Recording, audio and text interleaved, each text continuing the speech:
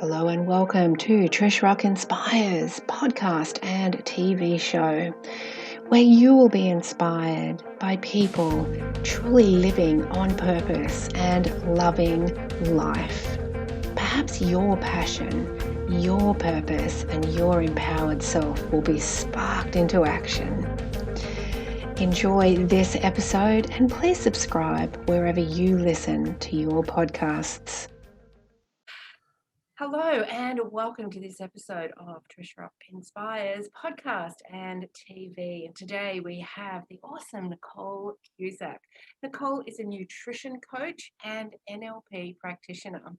She comes from a 20-plus year background working in mainstream healthcare, but has discovered firsthand the power that food has on health. It was a change in diet over 5 years ago when Nicole was finally able to shake off lifelong chronic health issues.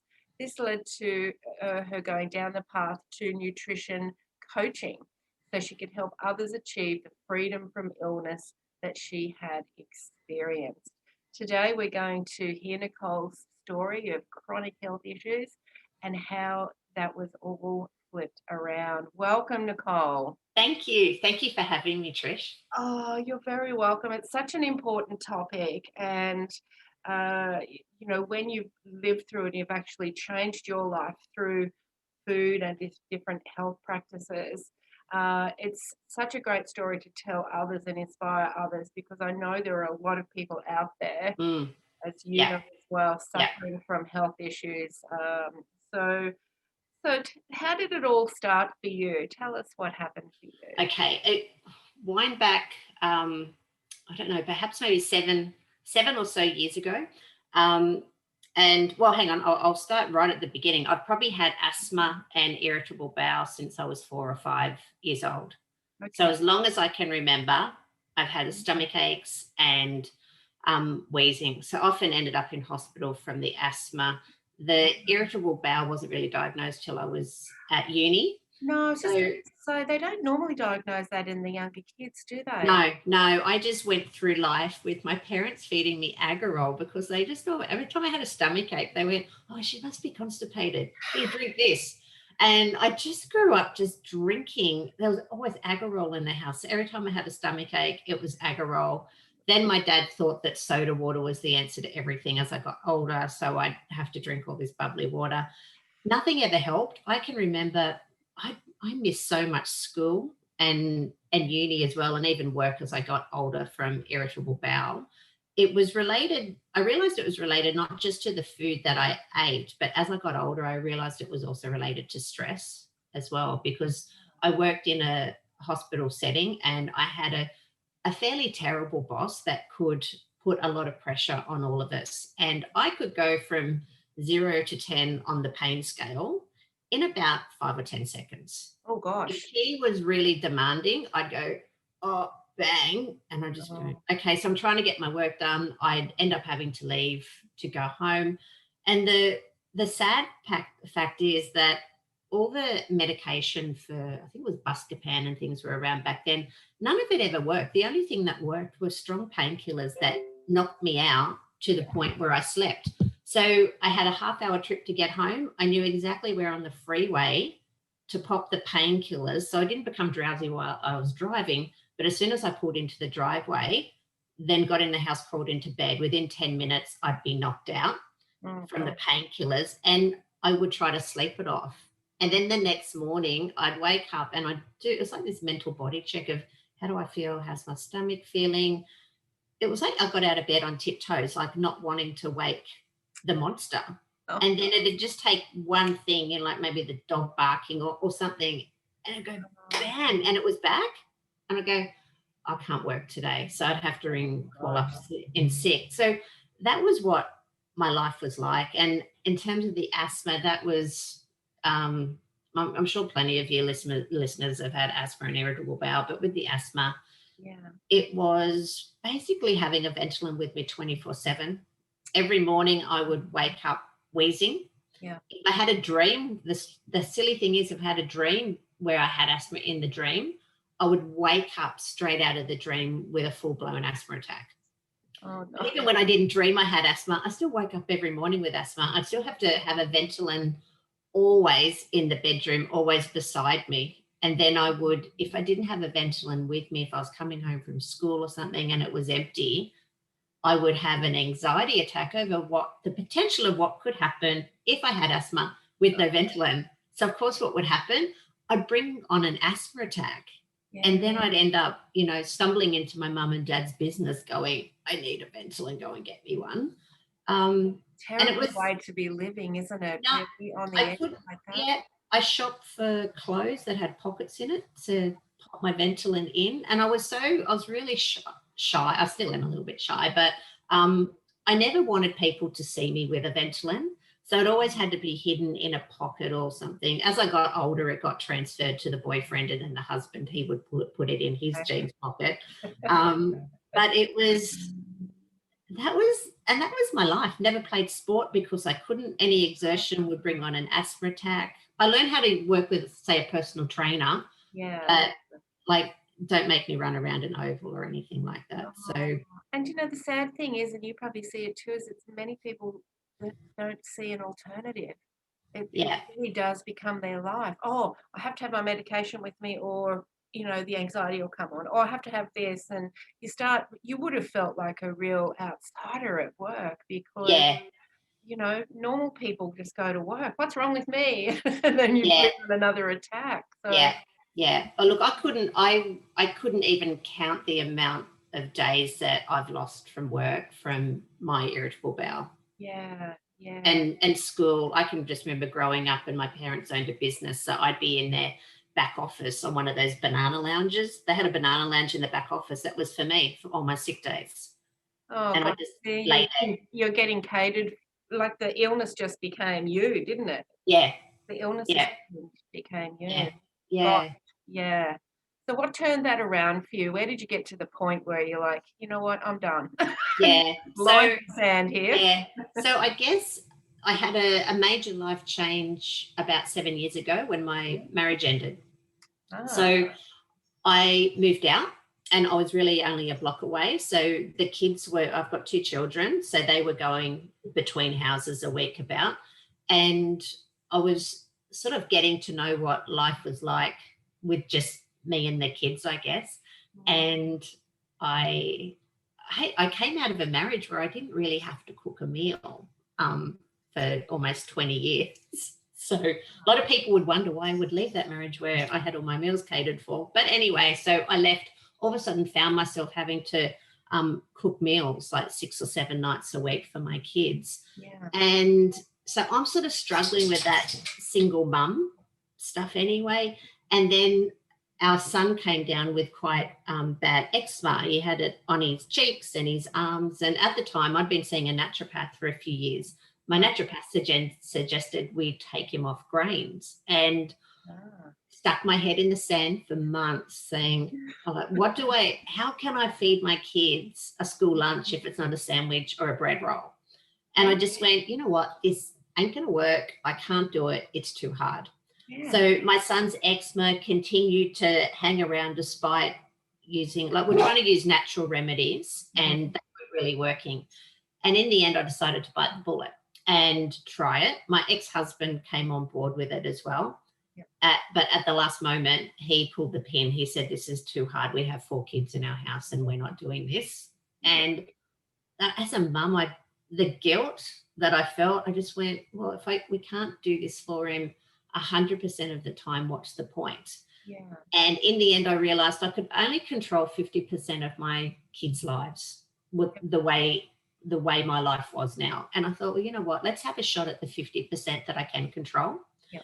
So I don't do anything by harm. So we didn't just slowly phase out grains. We just went cold turkey.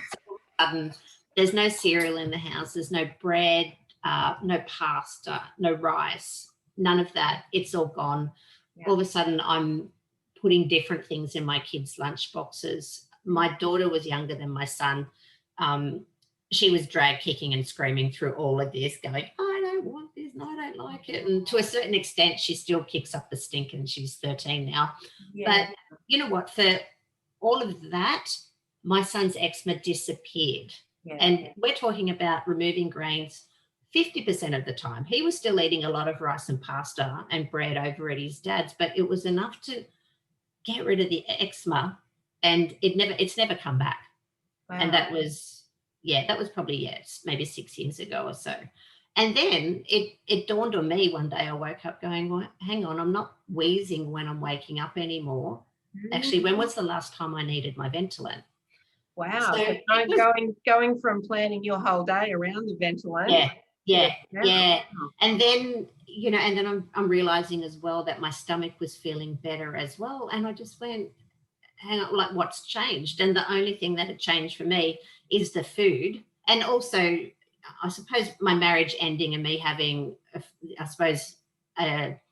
a new freedom that I hadn't felt before for 20 years.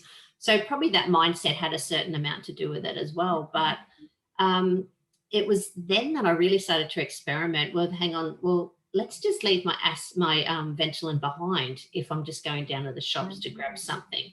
So I started leaving that security blanket behind, and I stretched it further and further. First, it was maybe just a 10-minute thing at the shops. Then it was, if I was going out for a couple of hours, then I started leaving it at home when I went to work.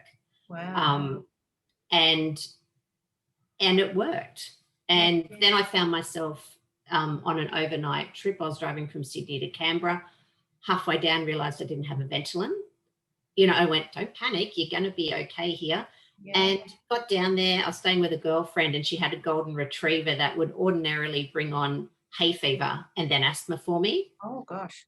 And I could feel a bit of a tickle. Then I just went, no, Nicole, like, you've got to deal with this. There is no Ventolin. Deal with it. Yeah. And I think I really talked myself out of the asthma attack.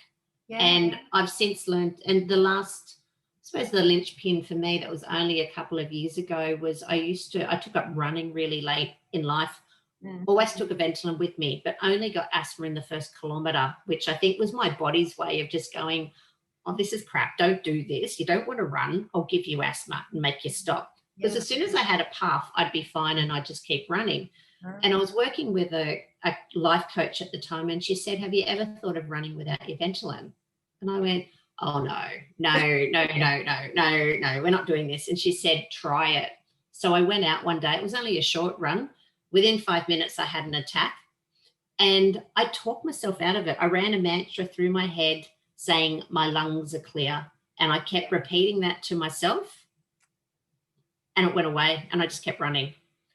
So now, if you were to ask me where a Ventolin was in my house, I probably couldn't tell you.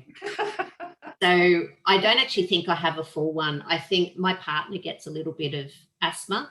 So he has been known to pinch my standby one that I might have, and then he empties it, and then I don't have one. So it's interesting, isn't it? And like you definitely had asthma growing up, but it became part of you, didn't it? Rather than just the relief of something, it became part of you, and everything was affected. So it's a real mind game when you try to get off it. And as soon as you started saying, oh, I left it for 10 minutes, for an hour, I'm thinking, oh gosh, I need to do that with my phone.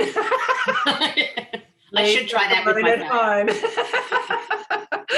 It's so stressful, but it's a real mind game. Wow. So that is real proof that even even if you've got the physical signs of something, that it's also a mental game, isn't it? Yeah.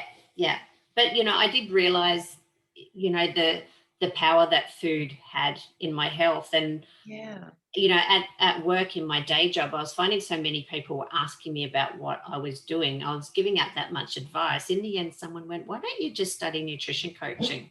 And I went, okay. So, of course, again, within a week, I find myself enrolled in a nutrition coaching course, and then went on to do NLP training because it was I just wanted to enlighten or educate, help people with the same issues I was having. Yeah. So, because in the end, for me, most of our health comes down to what we eat. And there are so many illnesses you can turn around by changing your diet.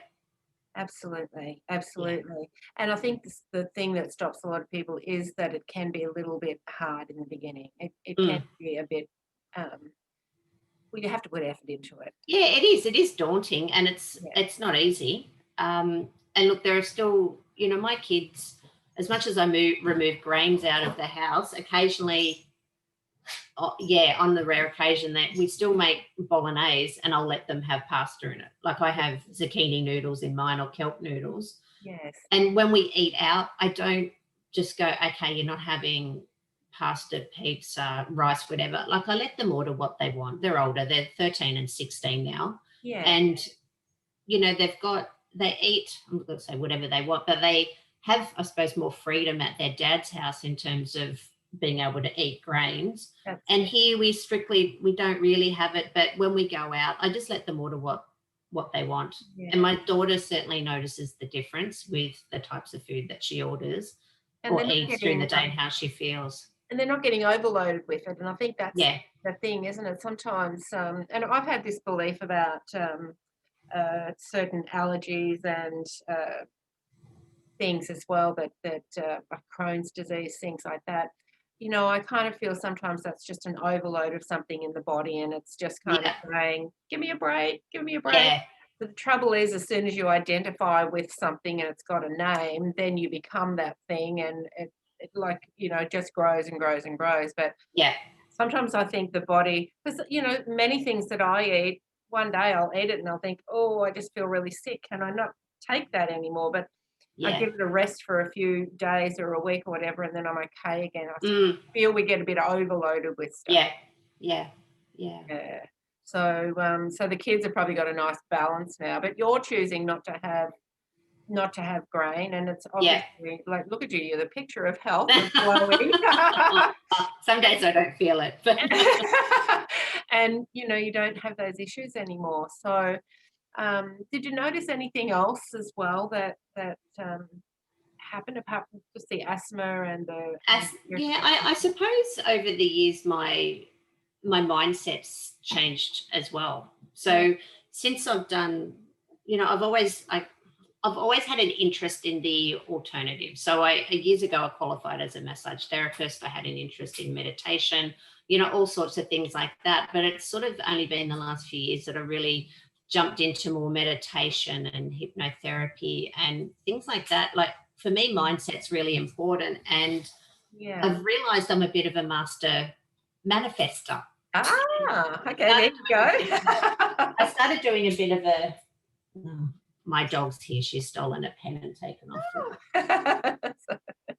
I've got it. Okay, so what was I saying? Yeah, so I found in the last year or so that if I concentrate on what it is that I want, and I've got affirmations written down around it, I can often bring into my life what I want.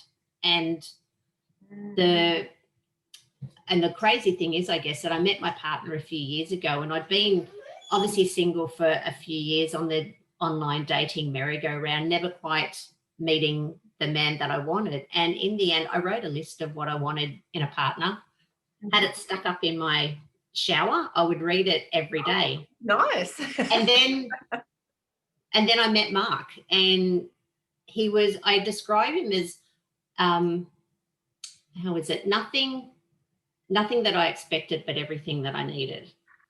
So he ticked a lot of the boxes. I will admit, I did want someone that could cook. He doesn't cook really well, and he has to be taught step by step. But he's all right on a barbecue, but put him in the kitchen, he's a little lost. But so I didn't get that. But I said I wanted someone that was sensitive and willing to show emotion. Yeah. And he's incredibly sensitive to the point that it drives me insane some days. We have to be careful what we ask for. That's right. Someone said you asked for a sensitive man. You didn't say how sensitive. So the universe is giving you someone super sensitive.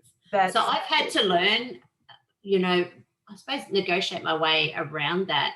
And if anything, it's probably made me more sensitive. Over the years, I've really found I've got to call a spade on a lot of occasions. And being a single parent, you do have to be a little bit tougher than most, I think, because you don't have a partner in the house where you can play good cop, bad cop and things like that. But so he's certainly taught me how to be a little bit more gentle and sensitive, because I've had to learn to change how I say things as well. Yeah, absolutely. So that's been interesting, and just, and if your health hadn't have had that big turnaround, there's no way you'd be coping as a single parent. That's right.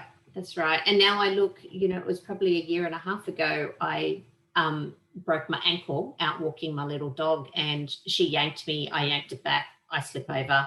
I snap all these bones in my ankle. And I was basically housebound for 2 months. I couldn't drive. I couldn't do anything. And here was I basically had, I always thought I ran the household. So I was the one that got dinner organized, ran the kids around. My partner would pick up when, I couldn't do something. But I essentially just felt sometimes it was still me single parenting and getting everything organized. All of a sudden, I couldn't do any of that.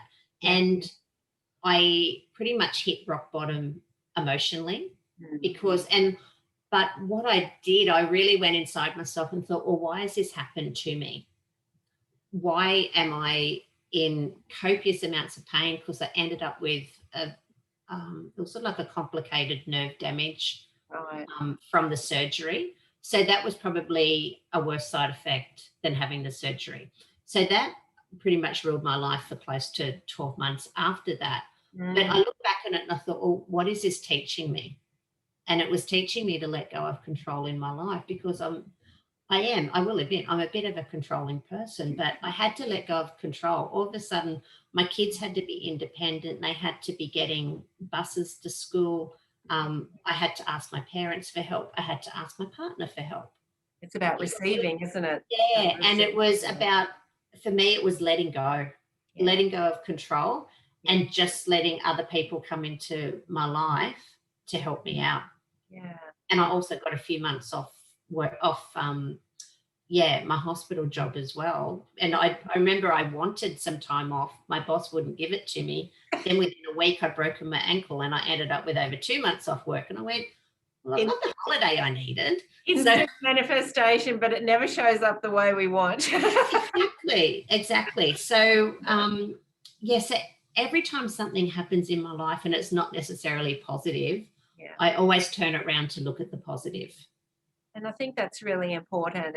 And that's something that certainly wasn't being done as you were growing up. Because you were focused on the problem and not the solution. And that just made things worse. But it's created this amazing journey of yours now. Yeah.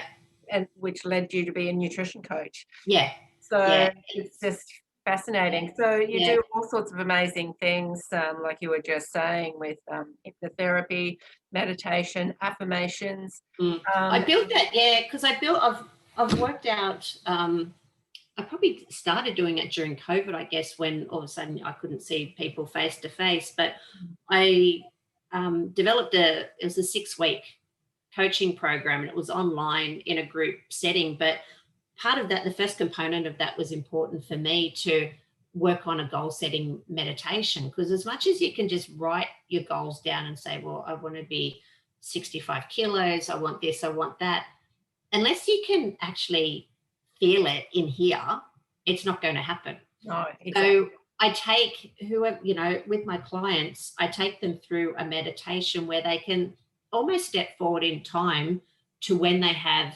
reach their goals, and they can actually feel it and hear it and sense it all around them and what's happening around them, and how good they feel. And then they bring that back with them, and then they journal a bit about it, so they can, and that meditation is always available for them to do, to go back in case they're struggling and they need to kick up the pants. Let's do the meditation, take you back to that feeling, and they'll go, that was amazing. It was amazing. And I had one client that came out of it. She said to me, and I said, look, tell me about it. And she was talking to me about it. And she said, I was pregnant. And I went, oh, wow. And anyway, we finished working together. And then it was probably about 9-12 months after that, she messaged me and she said, I'm pregnant. So it's just amazing what people can do. And but you definitely need to feel it, don't you? It can't be a visual thing. You need to feel into it. And, you know, I think that anything that we can imagine is possible, because otherwise we wouldn't imagine it if it wasn't That's possible. right. That's right. Yeah. So I think, and what I've done since is, you know, as well as the 6-week program, I got a lot of feedback from clients saying, well, I wish it was a little bit longer. And I went, okay, well, that works perfectly with what I was thinking. So I've developed a 4-month VIP program, which is one-on-one, because as much as the 6 weeks gives them a really good foundation in their nutrition and their mindset, a lot of people need a bit more accountability later down the track, because it does. And look, it's taken me years to get to the point where I am. So I don't expect everybody to just get it within the 6 weeks and just go, okay, this is perfect, this works, I'm going to run with it. Sometimes it takes longer to assimilate all that information. And so I think the accountability is important too, because in that 6 weeks, yes, they might have changed a few habits or whatever, but it's very easy to go back, isn't it? Yeah. So having that extra time of it. And I guess people reach out to you as their coach and in your group to say, oh, I just really feel like this today, or I've had a bad day, and you help them turn it around before it gets, too bad. Yeah. Well, you know, the way I think is that every day is a new day. Yeah. Not every day is going to be perfect. Yeah. Like I'm not perfect in the way I eat. It's not 100% perfect every single day. So if you go to do something and it doesn't work out, I just always say, don't beat yourself up over it. Tomorrow is always a fresh start. Yes. So you just go back to day one, and you keep just doing day one until you've done day one, and then you go on to day 2, day 3. If you slip off the wagon, go back to day 2, do that again. And you know, I think a lot of people just hold on to too much guilt, really, that it's got to be perfect and they've got to do it perfectly. Absolutely. And I didn't get to, and yes, I went cold turkey because that's what I'm like, but I wouldn't say I have completely not eaten any grains or dairy in the last 6 years, because I have. Yeah. But I just know once I eat it that I feel crap, and I'll go, oh, why did I do that? Yeah. And you know, but that's been years for me. Yeah. And so I don't expect people to get it in 6 weeks. It can, and people learn different ways as well. And I've seen that in running my group. Some people will just absorb all the information that's there, and other people don't really read much of that. They just turn up for the coaching calls. So everybody takes on their information differently, and they're just looking for something different from it. Well, you sound like such a compassionate coach, and because you've been through it, you understand how people feel, and then the anxiety of removing all those things from the kitchen. But what will I do? What will I eat? And the anxiety of going through those things, especially people who are dependent on some medications or the Ventolin or things like that. Yeah. So you've got that beautiful compassion behind it all, that you understand where people are coming from. So what type of not what type of people, but what type of issues that do people come to you with? Well, I think, to be honest, a lot of people come to me for weight loss, and I've often said to them in the beginning, you want the weight loss, but what you're going to see later is just going to put the weight loss to the back of your mind. So, so I've worked with people that, again, want the weight loss, but all of a sudden they realize their daily migraines have disappeared to just mild headaches, or the irritable bowels disappeared, or they've just got this energy that they've never felt before. Okay. And then I'll go, how are you feeling about the weight loss now? And they went, oh, I don't really care about that. Because I feel, I was working with a vegetarian last year, actually. And, when I first started my business, I thought, I could never work with a vegetarian. That'd be too hard. Anyway, she dropped into my life last year, and I went, I can do this. This is good. And she's she says what she feels. And she just went, please don't make me give up rice.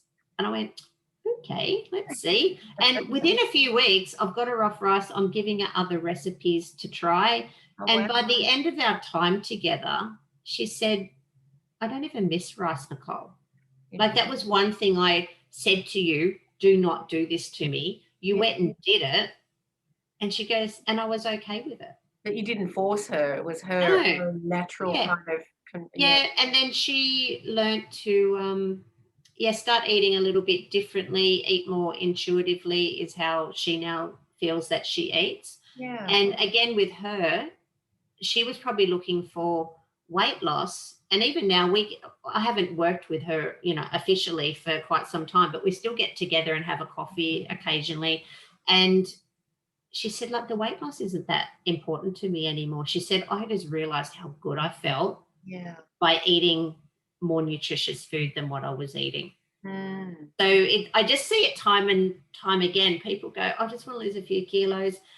Yeah, they'll lose the weight, but in the end, it's all these other gains that they get that they never even realized were possible. And for me, and that was probably one of the biggest things for me was getting my energy back. And they talk about having grain brain or brain fog and things like that when you have too many grains in your diet. You can't truly believe that it exists until you come out of it. Absolutely. You've got to have the comparison, don't you? You've got to have you think that your life is normal. And then one day I was at work and it was like the end of the day. I'm probably tackling a task I would usually have attempted at 8 a.m. when I was a bit brighter. And I was buzzing. I just went, what is this? Like, I'm just like, I'm on fire. I'm on the keyboard. And I thought, this is the power that food has for me. So, and, I've got a twin sister who's not much of a believer in what I do, I have to admit. And she said, you can't just take carbs out of your life. That's just stupid. You won't have any energy. And I thought, if I lowered my carbs and had no energy, I said, I'd be asleep under this table. I wouldn't be sitting here talking to you. Yeah. And the fact is I have more energy these days than I did 10 years ago. Yeah. And I'm 10 years older now. Yeah. So incredible, isn't it? Do you think that grains in the diet affect everybody? Like too much does. I think to a certain extent, I think everybody's different. Like my partner, he will, we don't really have grains in the house, but given free reign, if I'm not here, I guarantee you he'll order a pizza for dinner. So he'll just go, I just needed it. And I go, okay. He has a lot of stomach issues. He's the first to admit it, but he's not ready to investigate removing these things out of his diet cold turkey. I think people are affected to different degrees. A lot of people, I think, also get used to it as well. Like, for instance, with dairy, when we're babies, we have the enzyme to break down the lactose, but as we get older, we essentially all become lactose intolerant, apart from a few populations around the world. Interesting. But most people just get used to it, I guess, in varying degrees. Some people will get bloated and still drink it. But everybody's different. Yeah. So it's how we cope with it. I find now if I introduce, say, probably milk into my diet, I'll get really chesty and phlegmy and yuck. Yeah. But I'll still have now probably a little bit of cheese, but I certainly don't have milk or anything like that. So I think everybody's different and everybody gets used to putting up with different things that they actually think are normal.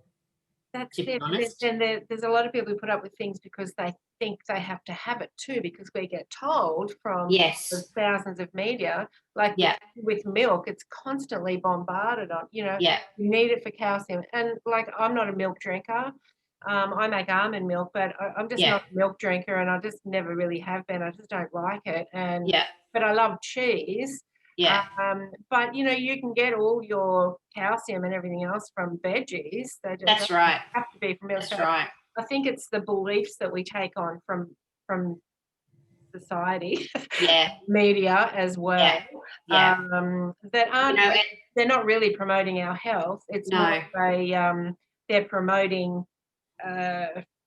It's more of a, it's 2 or 3 people at the top. Yeah. Oh, look, I could talk to you for hours about the food pyramid that came out in the 70s and 80s and how that came to be. And it wasn't based on the best interests of people having the best health, let me tell you. No, it's not. So, and now it's so ingrained with people, it's really hard to flip that very around. hard. But we need to listen to our bodies, don't we? And Yeah. you would be teaching people that too. Listen to your body. What is it feeling after you have that? What is it saying to you? Yeah. So it's fascinating. I could talk for hours about it. And so you've got your beautiful VIP coaching program and group coaching, and you're also running something at Easter as well. Tell us about that. I ran something similar. Well, I was going to run this last Easter, and then COVID hit, and I was actually going to run small groups out of my kitchen at home. And then when COVID hit, I went, I can't have anyone in my kitchen. Okay, so I canned it. So last Christmas, I ran a webinar with Christmas treats, and it was just me in the kitchen on Zoom, just cooking up all Christmas treats that were healthy. They were sugar-free, grain-free. I had a lot of great feedback from that. So I'm going to do something similar for Easter as well. So fantastic. That will be coming up. And I also have a Facebook group. It's called Changing Lives One Avocado at a Time. I love that. So that group's been good. That's been growing in numbers. Last week, I went live in there and talked about my story of asthma, which is similar to what I've shared with you today. Yeah. And I'll also be doing another live about IBS. So by the time this interview comes out, my IBS story will be in my group, and there's probably going to be some other things there as well. So it's just, I wanted to create a community where people feel they're able to ask questions without, I suppose, like family and friends shooting them down. Because if you comment in a page, that's really open for everybody to see. Yeah. And I know what it's like I have a fairly critical family around what I do. And every time they come over for lunch or dinner, I cop flack for what I'm serving them. Yeah. And I thought, I just want to create something that's mine, and where people can come and not feel that they're being judged by their sister, their partner, their bestie, and they can just be in there, go, you know what, I want to explore this, but I want to explore it where I can feel safe and where I haven't got all my friends on my back going, what are you doing that for? That's crazy. I think it's important because, while they think they're doing us a favor and they're trying to protect us, they're really not allowing us to expand. So I think that's important to have that safe group of like-minded people where they feel safe to come. Because ultimately, you just want to help them change their lives and feel better. Yeah. And when they feel better and change what they're doing, it's a ripple effect for children, for future generations too. Yeah, exactly. And the one of the biggest messages I kind of am getting from you is that you don't have to feel bad. There's a choice that you can. There is, and there is freedom from feeling like crap. Yeah. So you just have to embrace it and run with it and see how you feel. And you're not going to get results overnight. It does take time to feel this way. And with me, it crept up on me for months without me realizing what was happening. Yeah. So that was probably because I wasn't expecting it. But for someone that works with me, they probably do start looking for the results earlier than what I did. Especially if you've got physical things like insulin and medications and stuff. Yeah. Oh, it's so fascinating. You're just doing such powerful work in the world, one avocado at a time. and just as an aside, will your chocolate Easter treats be avocado based? And actually, they could be. There's a really nice chocolate mousse that you can make with avocado. So I might put that on my list of things to make. It's delicious. I'm still blown away by avocados that can be really savory and then can also be really sweet. Yeah. It's a great thing. Yeah. No, it's great. So I guess anyone that wants to find me, I really just exist on my Facebook page, Nictritious, also across on Instagram. Yep. And also in my group. So if anyone wants to follow me, and you can, obviously when I release all the details for the Easter webinar, that'll be on Facebook and Instagram. Yeah, and we can all come into your kitchen virtually. Yeah. That's awesome. That's awesome. Well, the first time I ran it, my partner didn't understand the seriousness of what I was doing and was walking behind me, putting the kettle on, making a cup of tea, watching a video over on the lounge. And I'm going, he had clothes on, I hope, did he? No, he was dressed. And then afterwards, I was midway through the webinar and I went, can you ladies just hold on for a moment? I just muted it. Then I went, and he went, oh, can they hear me? Yes, they can hear you. Okay, so he changed rooms. And I just went, afterwards, I went, can you not do that again? He went, I didn't even think. And I went, no, you didn't. Oh, dear. Anyway, so hopefully he won't make an appearance at Easter, and nor will the dog. So the dog's asleep over my shoulder at the moment. So. Oh, that's funny. Well, it's been so beautiful speaking with you, and I've got all of the links to connect with you. So for everybody watching, if anything has resonated here, and I'm sure it has, please head over and just see Nicole's work and watch her videos and watch all of the things that she does, because there'll be something in there for you for sure. Yeah. And I'm not all about just giving up grains. Like sugar is a huge thing too. So sugar's probably more important than grains, in my opinion, in your health. So yeah, it's all in there. It's all available for people. So sugar's my big demon. Yeah. One day. Yeah.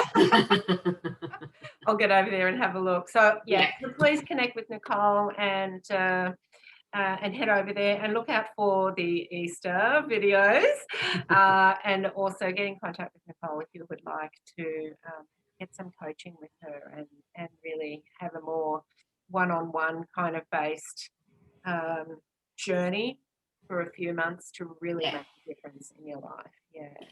Beautiful. Well, thanks for having me, Trish. Oh, you're very welcome. It's been such a treat, and the work you're doing is so important. And thank you for sharing all your stories with us.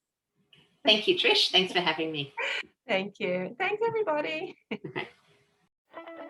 Thank you for tuning in to another inspiring episode of Trish Rock Inspires-Podcast and TV show. I am a psychic, spiritual guide and a transformation mentor, and you can find me at trishrock.com. You can find all the episodes of Trish Rock TV over on our Facebook page, and if you'd like to be a guest on the show, please apply for a media kit at trishrock.com. See you next time.